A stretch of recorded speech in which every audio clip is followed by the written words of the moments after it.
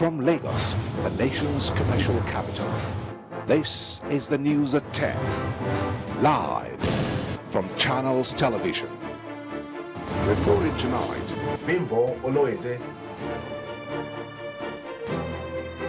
Hello and welcome. Tonight, Federal Ministry of Health confirms new case of Ebola virus in Nigeria, says doctor who treated Liberian patient now a victim. A former Chief of Army Staff canvasses new security policy to address the current threat to Nigeria's sovereignty.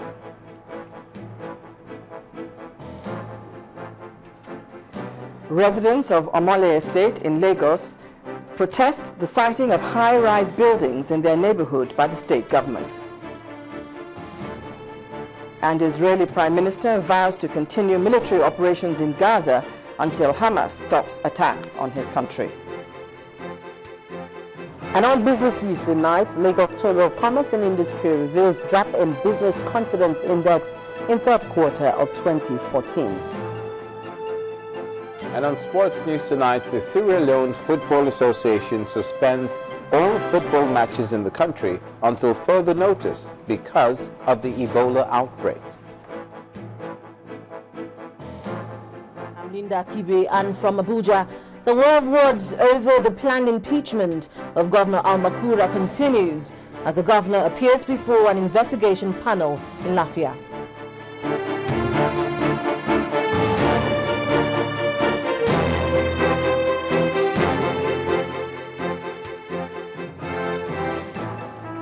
We begin tonight with confirmation by the Health Minister, Professor Onyebuchi Chukwu, that a new case of Ebola has been established in Nigeria.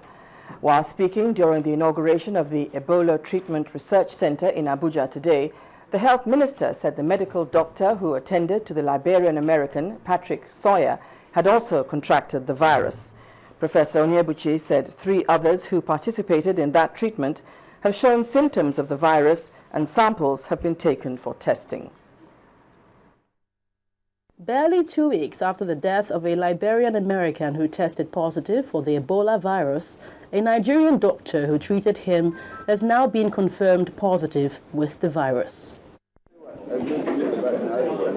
According to the Minister of Health, Professor Onyebuchi Chukwu, 70 persons have been placed on surveillance, with another 8 being quarantined for developing symptoms of the disease. We placed primary contacts on surveillance. Those who had contact with that patient that came in from Liberia, either on the same flight and they were left in Nigeria. Those who had contact with him at the airport, mind you, there were officials from different agencies working at the airport who had contact with him. And then, of course, those who treated him. Apart from taking those steps, the government has also set up treatment research group that will carry out treatment research, receive and verify treatment claims, as well as advise government on issues relating to Ebola virus in Nigeria. Correct. The group, which is co-chaired by Professor Shingu Gamaliel and Professor Innocent Uja, has also Professor Maurice Iwu as a member. Regarding the treatment research group for Ebola virus disease, we've seen there's a need to do that because information that is being circulated, especially through the social media and the rest of the internet, tend to suggest that because right now there's no known vaccine for Ebola virus disease and there's no known specific drug that is effective against Ebola virus disease, everybody, just like when you have a football team that has issues, is now making suggestions. And if we don't streamline a lot of these suggestions, the unwary public will become so vulnerable. The minister advised the public to be wary of treatment claims, including the use of beta cola, as most treatment findings are still in the laboratory stages. There is currently no known cure for Ebola virus in the world, But medical experts say efforts are on to find a remedy to the disease that has claimed over 700 since its outbreak this year. While the treatment or cure of Ebola virus disease through bitter cola cannot be scientifically substantiated, 3 vials containing an experimental drug stored at sub-zero temperatures appear to have worked.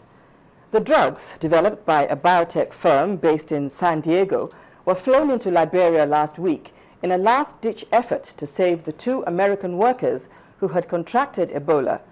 Dr. Kent Brantley's and Nancy Wrightball's conditions are said to have significantly improved after receiving the medication. Brantley was said to have been able to walk into Emory University Hospital in Atlanta after being evacuated to the United States last week, and Wrightball is expected to arrive in Atlanta on Tuesday. This treatment had never been tried before on a human being, but had shown promise in small experiments with monkeys. The former Chief of Army Staff, General Martin Luther Agwai, has challenged Nigeria's National Security Advisor to come up with a national security policy for the country. At the graduation lecture for Course 22 of the National Defense College in Abuja, General Agwai said interagency cooperation and coordination has become a serious issue in the face of the rising security challenges. He pointed out that the Nigerian Constitution does not specify a reporting chain among the many security agencies, adding that a security policy will define the procedure for joint operations. It was a graduation lecture for Course 22 of the National Defense College in Abuja. The issue and focus at the gathering was national security. These daunting security challenges call for deep introspection. Do we focus on the symptoms or direct our attention to the causes? Do we face the now or look at the past build-up of these challenges? Do we strengthen traditional security to combat non-traditional security threats, or do we overhaul the whole security infrastructure and architecture? These are pertinent questions that cannot be ignored and form the rationale for the topic of today. A former Chief of Army Staff who spoke on collective security delved deep into what the country might need now to surmount the daunting challenges, chief among which, he said, is a national security policy. Interagency cooperation and collaboration has become a serious issue in security governance in the country. Who takes the lead in internal security operation? Is situation of conflict, who takes precedence? The Office of the National Security Advisor, in collaboration with all stakeholders in security, should commence. If this is already in progress, they should intensify the effort towards crafting a comprehensive national security policy that would address all the structural ambiguities that currently inhibit collective security. The continuing transformation of security threats from local nature to transnational is an issue for serious concern, which these military officers say must be tackled with reformed approach, and the things needed are a joint training for all security agencies, an intelligence fusion center, and a comprehensive security policy. Omelogo Nadi, Channels Television News.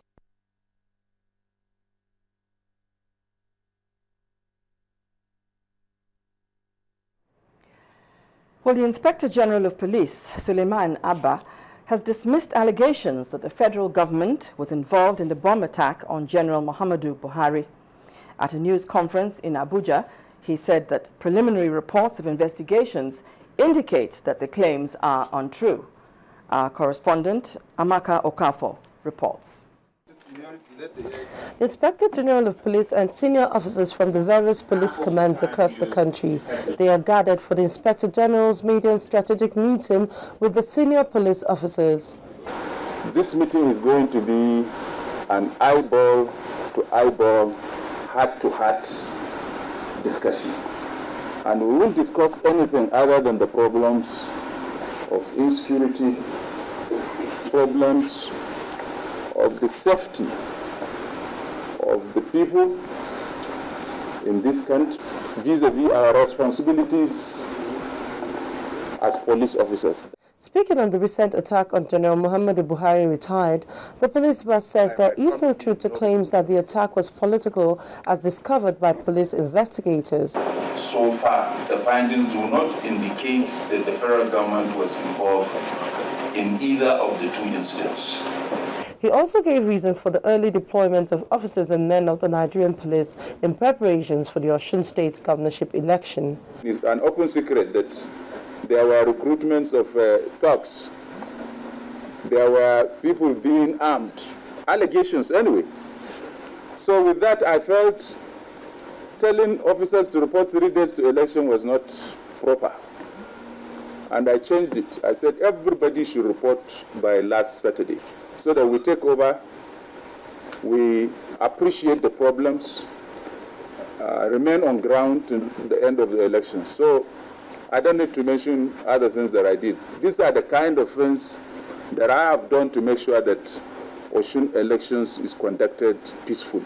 The Inspector General of Police assured the public of the safety of lives and properties under his leadership. Amaka Ukafo, Channels Television News. In part 2, after the break, Senate committee says corruption and inadequate funding, bane of education in Nigeria. That's in a moment. Do stay with us.